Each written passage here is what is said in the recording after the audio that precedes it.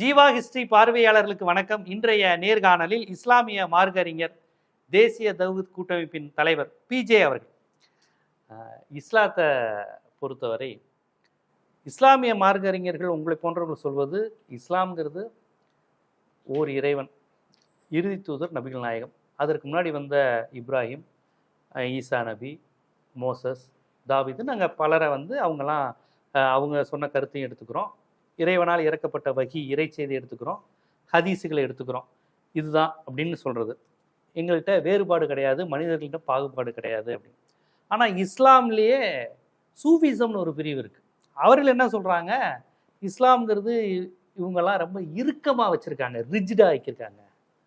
இவங்க இது கூடாது, அது கூடாது, அது ஹராம், பாட்டு போடாத, மியூசிக் போடாத, இப்படி ஆக்கியிருக்கிறாங்க. ஆனால் இஸ்லாம் அப்படிங்கிறது எத்தனையோ எளிய மக்களுடைய அந்த இசை பாடல்கள், ஃபக்கீர்கள், சூஃபிசம்னு ஒன்று இருக்குது.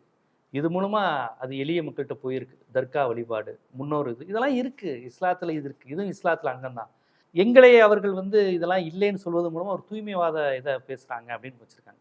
முதல்ல அந்த விமர்சனங்களுக்குள் போகிறதுக்கு முன்னாடி சூஃபிசம்னா என்ன, சூஃபிசம் எப்படி தோன்றுச்சு, யாரால் தோற்றுவிக்கப்பட்டது? அதாவது சூஃபிசம்னா, சூஃபு என்றால் அரபியில் கம்பளின்னு அர்த்தம். கம்பளி ஆடை இருக்குல்ல, ஆட்டு ரோமத்தில் செய்கிற ஆடை, அது அணிஞ்சிக்கிட்டு இருந்த ஒரு கூட்டத்துக்கு சூஃபிகள்னு பேர். அவங்க ஆடையாக எதை அணிவாங்கன்னு கேட்டால் கம்பளி ஆடை தான் அணிவாங்க. அதிலேருந்து அந்த பேர் வந்ததே. சூஃபிகள்ங்கிறது ஒரு கொள்கையுடைய அர்த்தம் இல்லது. சூஃப்னா கம்பளி, கம்பளி ஆடை அணிந்தவர்கள் அகராதிப்படி அர்த்தம். அது எப்போ வருதுன்னு கேட்டால், நபிகள் நாயகம் காலத்திற்கு ஒரு 500 ஆண்டுகள் வரைக்கும் இந்த சூஃபிங்கிற அந்த சித்தாந்தம் இருக்கலை. நபிகளுக்கு 500 ஆண்டுக்கு முன்னாடி வரையும் இல்லை, பின்னாடி நபிகள் காலத்தில் இருந்து 10ஆம் நூற்றாண்டுக்கு பிறகுதான். 10ஆம் நூற்றாண்டு பிறகுதான் அவர் கிபி 6ஆம் நூற்றாண்டுல 570 நபிகள் நாயகம் காலம். அதுலேருந்து ஒரு 1000 வரைக்கும் கிடையாது, அந்த சூஃபிங்கிறது கிடையாது. சரி, அந்த 500க்கு பிறகு சில அறிஞர்கள் என்ன செய்யறாங்க, அறிஞர்ன பூர்வத்தில் இருந்தவங்க என்ன செய்கிறாங்கன்னா, இந்த இஸ்லாம்ங்கிற மார்க்கத்துக்கு ஒரு புது வடிவம் கொடுக்குறாங்க. அந்த புது வடிவம் கொடுப்பதற்கு குரானில் உள்ள ஆதாரத்தின்படி அவங்க கொடுக்கல, நபிகளுடைய அறிவுரைப்படி கொடுக்கல. எப்படி கொடுக்குறாங்கன்னு கேட்டால், இறைவனை நம்ம தியானம் அதிகமாக செஞ்சால் இறைவனை நம்ம அடைஞ்சிடலாம், இறைவனை அடைதல் அப்படிங்கிற ஒரு இது இந்து மதத்தில் இருக்குது. இறைவனை அடைஞ்சிடுறது, அடைவது, கடவுள் அடைதல்னு வச்சுக்கிறாங்கல்ல. இந்த மாதிரியான ஒரு கருத்தை சொல்லி, ஒரு மனிதன் கடவுளுக்காக இந்த உலகத்தை தியாகம் பண்ணிட்டு, வீடு வாசல்லாம் திறந்துட்டு, கல்யாண காட்சி பண்ணாமல் அப்படியே ஒரு அற்பமான வாழ்க்கையில் வாழ்ந்து கொண்டு இருந்தான்னு சொன்னால், அவன் படிப்படியாக இறைவன் நெருங்கிக்கிட்டே வருவான். கடைசியில் அவனே இறைவன் ஆயிடுவான். அகம் பிரம்மஸ்மி, உனக்குள் இறைவன் இருக்கலாம், அந்த மாதிரியான கோட்பாடுகள் இருக்கு. அதுதான் சூஃபியுடைய ஃபஸ்ட்டு மெயின் சப்ஜெக்ட். அதுதான். ஓகே, இறைவனை அடையலாம். ஆமாம், இறைவனை ஆயிடலாம். இறைவனை அடையலான்னு மாத்திரம் இல்லாமல் இறைவனே அவங்களே இறைவன் ஆயிடுவாங்க. இறைவன் என்ன நினைக்கிறானோ அது இவங்க நினைக்கிறது தான், இவங்க நினைக்கிறது தான் இறைவன் நினைப்பான். அப்படிங்கிற மாதிரி இறைவனுடைய கையாக அவங்க கை ஆயிரும், இறைவனுடைய காலாக அவங்களுடைய கால் ஆயிரும்னு சொல்லி ஒரு சாளரை இந்த கருத்தை விதைச்சாங்க. இதில் முக்கியமாக விதைச்சால்னா அந்த இப்னு அரபின்னு ஒரு ஆள் இருந்தார். அவர் தான் இந்த கருத்தை எழுத்து வடிவத்தில் இன்றைக்கி அவருடைய நூல்கள் இருக்குது, அந்த கருத்தை போதிச்சார். அதாவது நம்ம இறைவனுக்காக அர்ப்பணித்தோம் என்று சொன்னால் நாமே இறைவனாகிவிடலாம். இது குரானில் உள்ளது கிடையாது, இது இஸ்லாமே கிடையாது. சொல்லப்போனால் ஒரு முஸ்லீம்ங்கிற பேரில் ஒருத்தர் செஞ்சாருங்கிறத தவிர இதை இஸ்லாம்னு முத்திரை குத்துவதற்கு ஒரு குரானோ ஒரு நபி மொழி ஆதாரமோ கிடையாது. நபி அப்படி ஆவலையில் வகீலியோ ஹதீஸ்லயோ நபி ஆயிருப்பாங்களே, முகமது நபியே இறைவன் ஆயிருப்பாங்கல்ல. அவரே இறைவன் கிடையாது. இறைவன் ஆகலாம்னு சொன்னால் நபிகள் ஆயிருப்பாங்க, அவங்களோட நெருங்கமான தோழர்கள் சஹாபாக்கள்னு சொல்கிறோம்ல, அவங்க ஆயிருப்பாங்க. அவங்க மனிதராகத்தான் இருந்து செஞ்சாங்களே தவிர இறைத்தன்மை தங்களுக்கு வந்ததாக அவங்க சொல்லவே இல்லை. அப்படி சொல்லக்கூடாதுன்னு தான் குரானில் கட்டளை இருக்குது. இந்த மாதிரி ஒரு கருத்தை விதைச்சாங்க. எந்த அளவுக்குன்னு சொன்னால், நானே இறைவன் என்றெல்லாம் சொல்லி, அனல் ஹக், நானே இறைவன் அப்படின்லாம் அந்த காலத்தில் சொல்லி, அதற்காக முஸ்லீம் ஆட்சியாளர்களை தண்டிக்கப்பட்டவர்களாம் இருக்கிறாங்க நிறைய பேர். இந்த மாதிரி இது முத்தி போய் நான் தான் இறைவன் என்றெல்லாம் புலம்பி இருக்கிறாங்க. கேட்டால் அதுக்கு பேர் ஜதுபு, அதாவது இறை பக்தி முத்தி போன நிலையில் அவர்கள் சொன்னார்கள் அப்படின்ட்டு இவங்க வியாக்கியானம் சொல்லுவாங்க. ஓர் இறைவன்கிற கான்செப்டை ஏற்றுக்கிறாங்களா அவங்க? ஓர் இறைவன்கிற கான்செப்ட் என்னென்னா, எல்லாமே இறைவன்கிறத அதுக்கு அர்த்தங்கிறாங்க. தௌஹீதுன்னா ஓர் இறைவன் இல்லை, எல்லாம் ஒன்று. நீ பரம்பொருள் எல்லா இடத்துலயும் நீ இருக்கிறான். இறைவன் அந்த- நான் இறைவன் அப்படி. ஆனா இஸ்லாத்துல அப்படி கிடையாது. இஸ்லாத்துல கிடையாது. இவங்க சொல்லக்கூடியது எல்லாமே வந்து ஏற்கனவே இந்து மதத்துல சொல்லக்கூடியது அத்வைதம்னு ஒரு குரூப் இருப்பாங்கல்ல, அத்வைதம் அதுக்கு அதுக்கு நேர்மை அதுக்கு ஈக்குவலான கொள்கைன்னு வைக்கலாம். சுஃபீஸ் வந்து அத்வைதம் மாதிரி இருக்கு. அத்வைதமே தான். ஆனால் இவங்ககிட்ட காப்பி அடிக்கல, உங்களுக்கு தொடர்பு கிடையாது. அதே மாதிரி சிந்திச்சிருக்காங்க. அதே மாதிரி செஞ்சுருக்காங்க. அது ஒரு கோட்பாடு. இங்கே செஞ்ச மாதிரி செஞ்சுருக்கிறாங்க. இன்னும் சொல்ல போனால் அந்த அவர் புரிந்து கொள்வதற்காக சொல்கிற அந்த சூஃபிசத்துடைய குருவாக கருதப்படுற இந்த இப்னு அரபிங்கிறவர் அவருடைய கவிதை நூல் எழுதியிருக்கிறார். இறைவன் என்னை வணங்குகிறான், நான் இறைவனை வணங்குகிறேன். இப்படி இறைவன் இவர் வணங்குறாராம், இவர் இறைவன் வணங்குறாராம், இப்படிலாம் கவிதை. யார்? இப்னு அரபிங்கிறவர். இவர் என்ன செய்கிறாருன்னா, அரபு நாட்டு சேர்ந்தவர் தான். அவர் என்ன செய்கிறாருன்னா, யாபுது நீ இறைவன் என்னை வணங்குகிறான், ஆபுது நான் அவனை வணங்குகிறேன்ங்கிறார். நான் அல்ல இறைவன் ஒன்றுங்கிறார். நான் தான் இறைவன் தான், அவன் என்னை வணங்குறான், அவனை வணங்குறேன் என்று சொல்லும் அளவுக்கு இவங்க முத்தி போன ஒரு கூட்டமாக இருந்தார்கள். இது உச்சகட்டமானது. இந்த சூஃபிசத்தை வந்து பிறகு வந்த அந்த அவங்களுடைய வழித்தோன்றல்களை ஏற்றுக்கல, மறுத்துட்டாங்க. இது சரியில்லை, இவ்வளோ ஓவராக போகக்கூடாது. அதே நேரத்தில் வந்து என்ன செய்ய முடியும், அரபு நாட்டில் இதுக்கு எதிர்ப்பு வந்ததா? அரபு நாட்டில் ஆட்சியாளர்கள் பூரா எதிர்ப்பு. இந்த மாதிரி சொல்கிற ஆளுக்கெல்லாம் தண்டனை கொடுத்தாங்க, மரண தண்டனை கொடுத்தாங்க. முஸ்லீம் ஆட்சியில் இருந்த எல்லா காலத்துலேயும் அவங்க அரசாங்கத்தால் கண்டிக்கப்பட்டவங்க. இதுக்கப்புறம் என்ன ஆகுதுன்னு கேட்டால், இதுக்கு கடுமையான எதிர்ப்புக்குரிய கொள்கைன்னு வந்தவுடனே அதிலேருந்து கொஞ்சம் இறங்கி இதை சொல்லாமல் அந்த அந்த எழுத்தோடு வச்சுக்கிட்டாங்க. இதை சொல்லாமல் நம்ம இறைவனுக்காக வேண்டி இந்த உலகத்திலிருந்து பற்றற்று வாழணும். அப்படி வாழ்ந்தோம் என்று சொன்னால் இறைவனுடைய அருள் நமக்கு கிடைக்கும், நம்மளாம் இறைவன் ஆயிட மாட்டோம், இறைவனுக்கு நம்ம ஒரு நெருக்கமாயிருவோம் அப்படிங்கிற மாதிரி ஒரு கான்செப்டை கொண்டு வந்து என்ன செஞ்சாங்கன்னா, ஊர் உலகத்தில் வாழக்கூடாது, மனிதர்களோடு சேர்ந்து வாழக்கூடாது, தனிமையில் போயிடணும். கல்வத்துன்னு அவங்களுக்கு ஒரு பேர் வச்சுருக்காங்க. கல்வத்துன்னு சொன்னால் ஊர் உலகத்தெல்லாம் விட்டு ஒதுங்கி தனியாக காடு செடியன்னு போய் தவம் செஞ்சுக்கிட்டே இருக்கணும். இறைவன் நம்மளை படைச்சது தவம் செய்வது. தவம் செய்வது இஸ்லாத்தில் அனுமதிக்கப்பட்டது இல்லை, குர்ஆன்ல எங்கேயுமே இல்லை. ஆமாம், இஸ்லாத்தில் வந்து ஏராளமான கடமைகள் இருக்குல்ல, அந்த கடமைகளை வந்து தவம் செய்கிறவனுக்கு செய்ய முடியாது. உதாரணமாக நன்மை ஏவி தீமையை தடுக்கணும்னு ஒரு கடமை இருக்குது. இது தவம் செய்கிறவர் செய்ய முடியுமா? ஏழைகளுக்கு உதவணும்னு இருக்குது, தவம் செய்ய போனவன் எப்படி யாருக்கு உதவுவான்? அதை உதவ முடியாது. கல்யாணம் பண்ணணும்னு இருக்குது, தவம் செய்ய போனவங்க திருமணம் பண்ண மாட்டான். அப்போ அது மாதிரிலாம் இருக்குது. அப்போ இந்த மாதிரி வந்து அவங்க தனியாக போயிட்டு என்னையை காப்பாற்றிக்கிறதுக்காக வேண்டி தனியாக போகிறேன், அந்த கசாலிங்கிற மாதிரியான ஆட்கள்லாம் என்ன செஞ்சாங்கன்னு கேட்டால், இறைவனுக்காக வேண்டி இந்த உலகத்தை துறக்குறோன்னு சொன்னாங்க. அவங்க நோக்கம் நல்லது மாதிரி உலகத்தை பெருசாக ஆசைப்படலை. அவங்க இந்த போலிசாமியார் மாதிரி இல்லை, அவங்க ஆசைப்படாதவர்களாகவும் குறைந்த ஒரு ரொட்டியை சாப்பிட்டுக்கிறது, போர்வை ஏதோ கம்பெனியை போத்தி சாப்பிடுவாங்களா, அசைவெல்லாம் சாப்பிடுவாங்க, எல்லாமே ஒரு லிமிட்டு. அது மாதிரி கம்மியாக சாப்பிட்டுக்கிறது, விருந்தறையில் படுக்கிறது, போர்வை போத்திக்கிறது, துறவரம், பெண்ணாசை மண்ணாசை, துறவரம். திருமணம் பண்ணிக்குவாங்களா? திருமணம் பண்ணி கொண்டவர்கள் இருக்கிறார்கள், திருமணத்தை கண்டித்தவர்கள் இருக்கிறார்கள். ஆனால் திருமணம் இஸ்லாத்தில் கண்டிப்பாக பண்ணணும்ல? கண்டிப்பாக பண்ணணும். இது எந்த அளவுக்குன்னு கேட்டால், இந்த தமிழ்நாட்டில் இந்த சூஃபிசத்துக்கு ஒரு ஆளை சொல்வதாக இருந்தால் இந்த குணங்குடி மஸ்தானே சொல்லலாம்.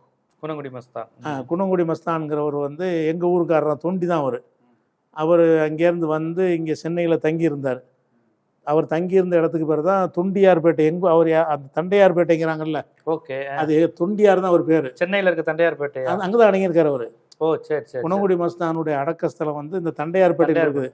தண்டையார்பேட்டைன்னு தமிழில் சொல்லுவோம், இங்கிலீஷில் தொண்டியார்பேட்டை தான் போட்டுருவோம். அவருடைய பேர் தான் தொண்டியார், தொண்டிக்காரர். அவர் குணங்குடி தண்டையார்பேட்டைக்கு பேர் காரணம் இதுதான். பேர் காரணம் அவர் வச்சு தான் வந்தது தொண்டியார்பேட்டைன்னு. சரி சரி. அப்போ எனக்கு கூட சொந்தம் வரும் எனக்கெல்லாம். அவர் இணைஞ்சிருக்காருன்னா சில பாடல்கள்லாம் எழுதியிருக்காரு. அதில் வந்து திருமணம் செய்கிறது மகா பாதகம்னு எழுதி வச்சிருக்கிறார். அதாவது திருமணத்தையே கூடாதுன்ற அளவுக்கு, அதாவது இது டோட்டல் இஸ்லாத்துக்கு எதிரானவர். ஆனால் அவர் அவளியா மகான்னு சொல்லி இவங்க கொண்டாடுவாங்க. என்ன மாதிரிலாம் எழுதியிருக்காருன்னு கேட்டால், கல்யாணம் பண்ணுன்னு சொன்னால் ஆடென்றும் மாடென்றும் வீடென்றும் தேடென்றும் ஆண்டவனை மறப்பாக்குவாள். நீ கல்யாணம் பண்ணுன்னு சொன்னால் ஆடு மாடு வீடு தேடுன்னு உன்னை ஆண்டவனை மறக்கடிக்க செஞ்சிருவா. அந்த நாரிகள் ஆசை வை தையோ வையத்தில் பெண் கொண்ட பேர்பட்ட பாட்டையும் கேட்டையும் பேசுவோமே நெஞ்சமே. இந்த கல்யாணம் பண்ணவங்க பாடுற பாட்டையெல்லாம் பேசுவோமேன்னு ஒரு பெரிய தனி பாடலே எழுதியிருக்கிறார்.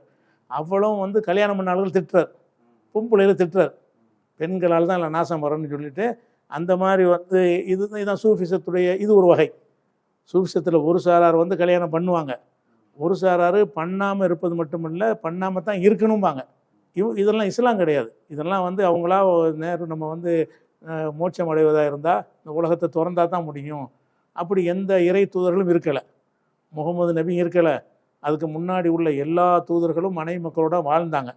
துறவரம் மக்கள்கிட்ட இருந்து ஒதுங்கி வாழ்றாங்க. ஒதுங்கி வாழ்ந்த ஒரு நன்மையும் மக்களுக்கு சமுதாயத்துக்கு இல்லை. ஒருத்தர் கண்டா சலான் சொல்லணும்னு இருக்கு, தனியாக இருந்தால் யாருக்கு சலான் சொல்லுவார்?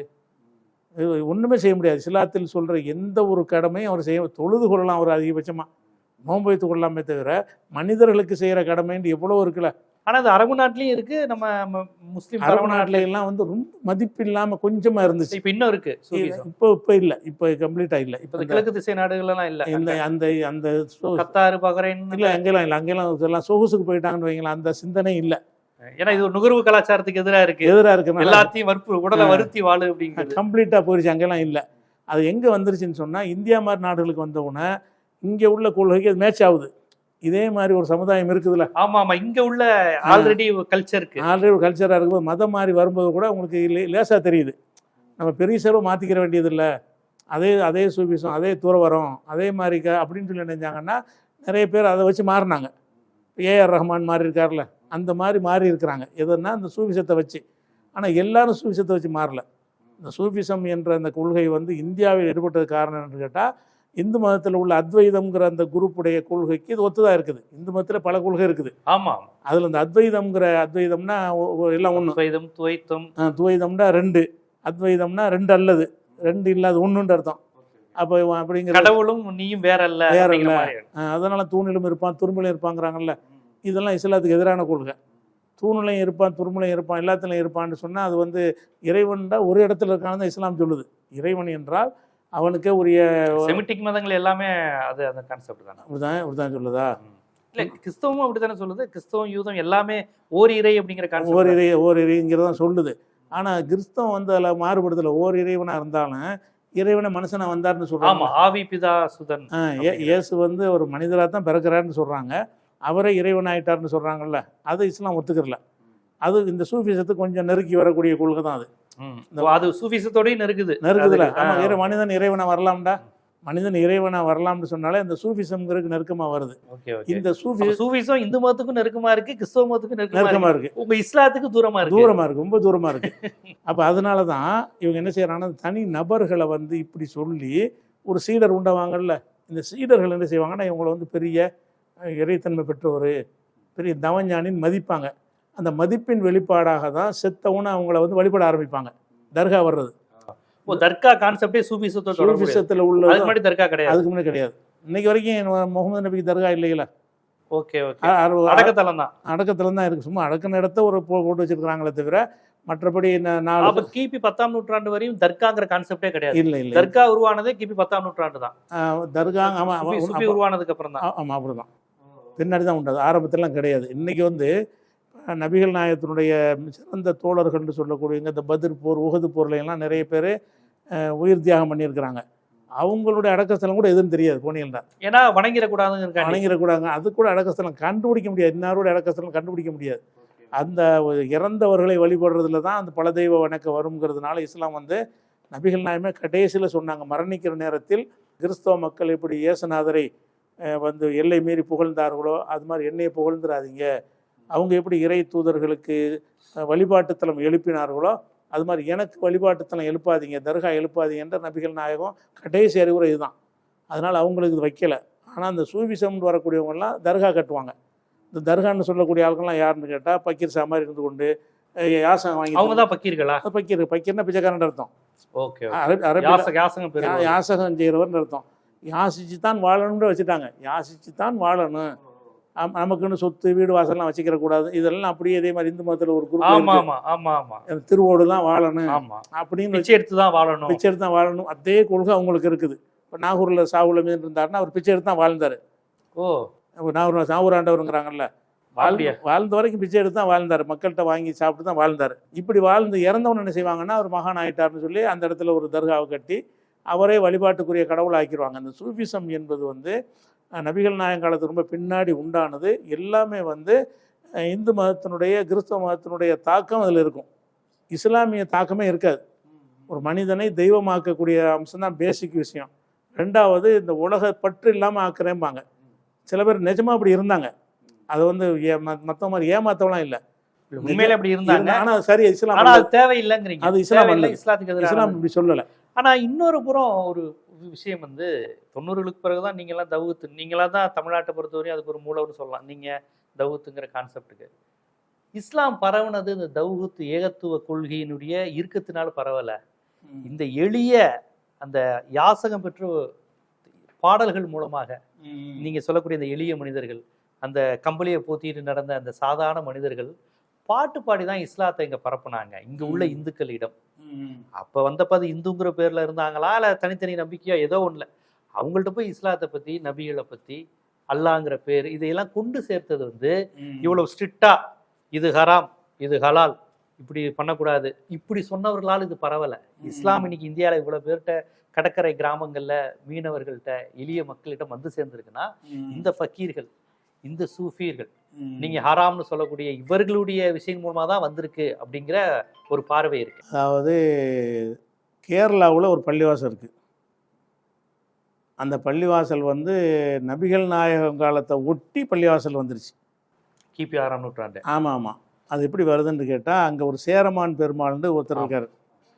அந்த மன்னர் என்ன செய்கிறாருன்னா முகமது நபியை கேள்விப்பட்டு அவர் அதை போய் அவரை பார்க்குறக்கா போகிறார். போகும்போது என்னாருன்னா போகிற வழியிலே அந்த கப்பல் விபத்துக்குள்ளாகி அவர் இறந்துடுறாரு. அந்த நேரத்தில் அவரோட சென்றவர்கள்லாம் நினைச்சிட்டாங்கன்னா முகமது நபி ஏற்றுக்கிறாங்க. அவருடைய அடக்கஸ்தலம் கூட ஓமானில் சலாலாங்கிற பகுதியில் இன்றைக்கி அவருடைய அடக்கஸ்தலம் அங்கே தான் இருக்குது. அவருடைய நபிகள் வாழ்ந்த காலமா? நபிகள் வாழ்ந்த காலம். நபிகளை பார்க்கத்தானே போகிறார் அவர். நபிகளை பற்றி தெரிஞ்சிருக்கு. சேரமான் பெருமாளுக்கு வந்து முகமது நபின்னு ஒரு வந்திருக்காரு, இறை தூதருங்கிறார், ஓர் இறைங்கிறாரு, நம்மளும் அதை ஏற்றுக்கொள்ளணும், அவர் போய் பார்க்கணும்னு தான் போகிறார். முஸ்லீம் கன்வெர்ட் ஆயிட்டாரு மன்னர். ஆமாம், கன்வெர்ட் ஆகி முஸ்லீம் ஆகி தான் போகிறாரு. முஸ்லீம் ஆகி தான் சந்திக்க போகிற இடத்துல விபத்துக்குள்ளாயிட்டார். விபத்துக்குள்ளான சில வரலாறுல எழுதி வச்சுக்கிறாங்க, சந்திச்சுட்டு வரும்போது விபத்தாச்சுன்னு சொல்லி. சந்திக்க போகும்போது 2 விதமாக எழுதப்பட்டிருக்கு. ஆனால் அந்த இடத்துல இறந்த இடம் வந்து ஓமான் பகுதியில் தான் இறக்குறாரு. அப்போ அவரோட கூட இருந்தவங்கள்ட்ட சொல்லி அனுப்புகிறாரு, நீங்கள் போய் நம்ம நாட்டுக்கு திரும்பி போய் அவங்க வந்து நீங்கள் ஒரு பள்ளிவாசலை எழுப்பி அங்கே இஸ்லாத்தை கடைப்பிடிங்கன்னு சொல்லி அனுப்புகிறார். அவருடைய சீடர்கள், அவரோட கூட்டிகிட்டு போயிருந்த தளபதிகள்லாம் இருப்பாங்கள்ல, அவங்களாம் வந்து முதல்ல கட்டின பள்ளிவாசல் தான் கொடுங்கலூர், கேரளாவில் கொடுங்கலூருங்கிற இடத்துல சேரமான் பள்ளின்னு ஒரு பள்ளிவாசல் இருக்குது. சேரமான் பெருமாள்ங்கிற அவருடைய பள்ளிவாசல் இருக்குது. இந்த பள்ளிவாசல் தான் முதல்ல அப்போலாம் சூஃபியும் கிடையாது, ஒன்றும் கிடையாது, யாரும் போய் எத்திலாம் வைக்கலை. அவர்களாக இந்த உலகத்தில் செய்திகள் வந்து அந்த மாதிரி வேகமாக பரவாத காலத்தில் பரவி இருக்கு. முகமது வந்திருக்கார், வணிகர்கள் வழியாக, வியாபாரிகள் வழியாக, வணிகம் மூலமாக தான் வருது வந்து கேள்விப்பட்டு. இப்போ சூஃபிசம் வர முந்தைய கேரளாவில் வந்து ஒரு சமுதாயம் உண்டா, பள்ளிவாசலை உண்டாயிடுச்சு. இன்னும் சொல்ல போனால் மோடி வந்து அபுதாபியை போனார் மன்னரை பார்க்குறக்கு. அப்போ என்ன செஞ்சாருன்னு கேட்டால் இந்த இந்த பள்ளிவாசலை டெமோ எடுத்துக்கிட்டு போய் இதைத்தான் கொண்டு பரிசாக கொடுத்தாரு. உலக இந்த மோடியை கொண்டு போய் நினைச்சார் அபுதாபி ஷேக்குக்கு வந்து இந்த சேரமான் பெருமாளுடைய பள்ளிவாசல் டெமோ கொண்டு இதில் செஞ்சு அது மாதிரி வச்சு அது இப்போ நினைவு பரிசாக நாங்கள் தர்றோம், உங்கள் மார்க்கம் எங்களுக்கு முதல்ல வந்துச்சு, எங்கள் இந்தியாவில் உள்ள பள்ளிவாசல் இது அப்படின்னு சொல்கிறாரு. அப்போ இது வந்து அரசாங்க கெஜெட்லேயே பதிவு செய்ய வர கதை இல்லை. இது அரசு கெஜெட்லேயே இவர் இஸ்லாத்துக்கு வந்ததும் இந்த பள்ளிவாசல் கட்டப்பட்டதும் இருக்குது. அப்போ இஸ்லாம்ங்கிறது வந்து இவங்களை கொண்டு வரல, இது ஒரு விஷயம். அப்போ சேரமானுக்கு எப்படி வந்தது? ஏன்னா சேரமான் காலத்தில் சூஃபிகளும் கிடையாது, ஒன்றும் கிடையாது. அப்போ தான் முகமது நபி இருந்துக்கிட்டு இருக்கிற காலம். அப்படி எப்படி வருதுன்னு கேட்டால் முகமது நபி இருந்தவர்கள் வந்து கடல் வணிகம் செய்யக்கூடியவர்கள் கொஞ்சம் பேர் இருந்தாங்க. அவங்க இஸ்லாத்தை ஏற்றுக்கொண்டு பல பகுதிகளுக்கும் கடல் வழியில் வியாபாரம் செய்ய வரும் பொழுது அவர்கள் அங்கங்கே வந்து அவங்க நடந்து கொண்ட விதத்தை பார்த்துவிட்டு கடலோர பகுதிகளில் இஸ்லாம் பரவுனது பூரா அந்த வியாபாரிகள் வழியாக 6ஆம் நூற்றாண்டே இங்கே பரவ ஆரம்பிச்சு. அதனுடைய தொழிலாளர்கள் அவங்கெல்லாம் வந்தது வேற நோக்கம். அவங்களாம் ஆட்சி பிடிக்கிறதுக்கு வர்றாங்க. முகலாயர்களுக்கு இஸ்லாத்தை பற்றி பரப்புறதுக்கு அவங்க வரவே கிடையாது. ஒரு மன்னர்கள் எப்படி ஆட்சி பிடிப்பாங்களோ அப்படி தான் அவங்க வந்தாங்க, மதத்துக்காக அவங்க வரவே இல்லை. இன்னும் சொல்லப்போனால் முகலாய மன்னர்கள் எல்லாருமே வந்து அந்த புறத்தில் ஜல்சா பண்ணாங்கன்னு நீங்கள் எல்லாம் படிச்சிருப்பீங்க. எல்லா மன்னர் மாதிரி இது இஸ்லாமா? இது அவங்க பண்ண அந்த செயல் இஸ்லாத்தில் உள்ளதா? ஒரு மனைவிக்கா வண்டி 10,000 கோடி ரூபாயில் தாஜ்மஹால் கட்டினது இஸ்லாமா? அதெல்லாம் ஹராம் தான். ஹராம் தானது. அப்போ அவங்க இஸ்லாத்துக்கு வந்தவங்க கிடையாது. ஒரு முகலாய மன்னர் அது மட்டும் இல்லாமல் ஆடல் பாடல் இருந்துச்சுங்கிறாங்க. ஆடல் பாடல் இருந்துச்சு. ஒரு முகலாய மன்னர் கூட ஹஜ்ஜு செய்யலை. இந்தியாவை ஆண்ட முஸ்லிம் மன்னர் இஸ்லாத்தின் மீது அவங்க பற்று கிடையாது. உல்லாசங்கள், ஆடம்பரம், எல்லாம் நாடு பிடிக்கிறது. மற்றவங்க இப்படி ஆட்சி நாடு பிடிக்க வந்தாங்களோ அப்படி வந்தவங்க தான். இஸ்லாத்தை கொண்டு வந்தவங்க யாருன்னு கேட்டால் வணிகர்கள் தான். அந்த வணிகர்கள் வழியாக வந்தவங்க தான் மறைக்கா இருக்கிறாங்கல்ல, அவங்க மரக்கலம் மரக்களத்தில் வந்தவங்க, மரக்கலாயர், மரக்களத்தில் வந்தவர்கள்ங்கிறதுனால தான் அந்த கடலோர பகுதியெல்லாம் நம்ம மரைக்காயர்னு சொல்லுவோம், மரைக்காயர்னு சொல்லி. அங்கே கேரளாவில் வந்து இந்த மாப்பிள்ளாமார்னு சொல்கிறாங்கல்ல, ஆமா அவங்களெல்லாம் அந்த மாதிரி மாப்பிள்ளா கலவரம் கூட மாப்பிள்ளா கலவரம்னு நினச்சில அவங்கெல்லாம் வந்துட்டு ஆதி காலத்து வணிகர்களாக இருந்து வந்தவங்க. ஓகே அப்போ அவங்கெல்லாம் இஸ்லாத்துக்கு வந்தீங்கன்னா 14 நூற்றாண்டு ஆகுதுங்கிறேன். இப்போ இந்த பகுதியில் அவங்க மூலமா இங்க வந்து இங்க உள்ள தமிழர்களும் மலையாளிகளும் அப்பே அப்போ இஸ்லாம் ஆகிட்டாங்க. இவங்கெல்லாம் வந்தது எப்போன்னு கேட்டால் ஒரு 500 ஆண்டுக்கு முன்னாடி. ஆமா 14ஆம் நூற்றாண்டு 13ஆம் நூற்றாண்டு. அவங்க இவங்க லேட்டாக வர்றாங்க. இந்த சூஃபின்னு சொல்கிறவங்கலாம் லேட்டாக வர்றாங்க. இவங்களுக்கு முன்னாடி அவங்க வந்துட்டாங்க. 1400 வருஷ பாரம்பரியம் உள்ளவங்க இருக்கிறாங்க. இல்ல மக்கள் திரளா போய் சேர்ந்தது இந்த சுஃபியர்களும் இந்த ஃபக்கீர்களுடைய பாடல். அவங்கனால வந்திருக்கிறாங்க. வேற அவங்கனால வரலன்னு நான் சொல்லலை. அவங்களுக்கு முன்னாடியே இஸ்லாம் வந்துருச்சுங்கிறதுக்காக தான் சொல்கிறேன். அதே மாதிரி நீங்கள் எடுத்துக்கிட்டிங்கன்னா அந்த குமரி மாவட்டம் இங்கெல்லாம் போனீங்கன்னா 1000 ஆண்டுக்கு முந்தைய பள்ளிவாசல்லாம் இருக்குது. தக்கலை அந்த மாதிரி தேங்காய்பட்டினத்துக்கு போனீங்க, தேங்காய்பட்டினம் அங்கே 1000 வருஷத்துக்கு முந்தின பள்ளிவாசல் இருக்குது. அதே மாதிரி கீழக்கரைக்கு போனீங்கன்னா அதே மாதிரி பள்ளிவாசல் இருக்குது. அப்போ 1000 வருஷத்துக்கு முந்தைய பள்ளிவாசல் கட்டிட்டாங்கன்னு சொன்னால் 1000 வருஷத்துக்கு முன்னாடி சூஃபிகள் வரல.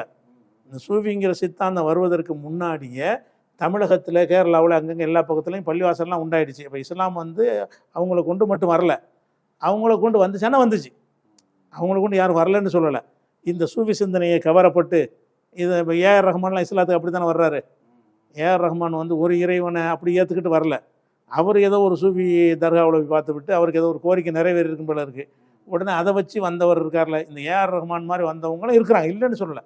இந்த சூஃபிகளை சேர்ந்ததை வச்சு தப்பான இஸ்லாம். நீங்க கடற்கரை கிராமங்கிற அடிப்படையில் நீங்க உங்க முன்னோர்களே கூட சூஃபிசத்தின் மூலமா வந்திருக்கலாம்ல. எங்க முன்னோர்லாம் வந்திருக்கோம். நாங்கள்லாம் வந்து 1400 வருஷ பாரம்பரியம் எங்களுக்கெல்லாம் வந்துடும். அப்போ வந்துட்டாங்கண்ணா. இந்த சூஃபிகள்லாம் இந்தியாவுக்கு வர்றதுக்கு முன்னாடியே. எப்படி சொல்றீங்க? கடற்கரை கிராமம். நம்ம கடற்கரை கிராமம், ராமநாதபுரம். ஆமா, வியாபாரிகளை வந்தவங்க தானே. அப்ப அந்த கடற்கரை கிராமங்கள்லாம் வியாபாரிகள் மூலமா வந்தது. வியாபாரிகள் மூலமா வந்து மரக்கலாயர்னு சொல்ற பூரா. காயல்பட்டினம் வந்து அவங்களும் கெய்ரோலேருந்து வந்தவங்க தானே. அவங்களும் முந்தி வந்தவங்க தான். அவங்களும் கெய்ரோ காயல்ங்கிறது கெய்ரோங்கிறது தான் காயலுங்கிறாங்க. கெய்ரோங்கிற எகிப்து. காஹிர் பத்தாண்டு தான் அதை அரபியில் சொல்லுவாங்க. எகிப்திலேருந்து வந்து குடியேறிய மக்கள் அவங்க.